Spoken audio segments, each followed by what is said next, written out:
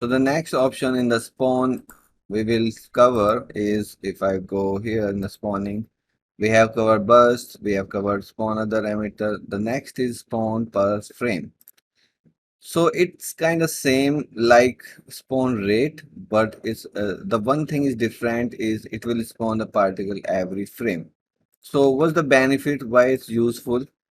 It is very useful. Like if I turn this off and I'll take the spawn rate back, and let's say you have 100 particles in a spawn rate, and if I just go back here in the timeline, it will not spawn on the first frame because it will take 1 second to calculate these 100 particles to spawn.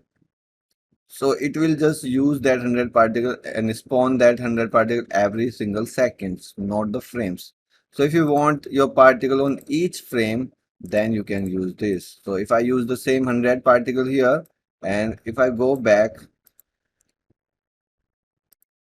see, you will not see any empty frame.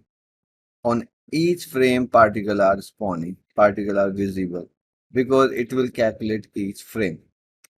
So this is the difference. Rest of the things are same. So it has spawn group that is already cleared in the spawn rate.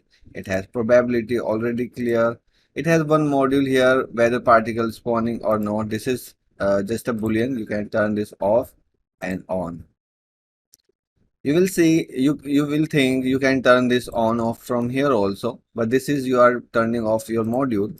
But if you want to like connect this boolean with any condition, like in a particular condition you want the particle not to spawn, you can use it because you can link it from here. Cool. So this is clear, all the options. So I hope you liked it. Thanks. Bye.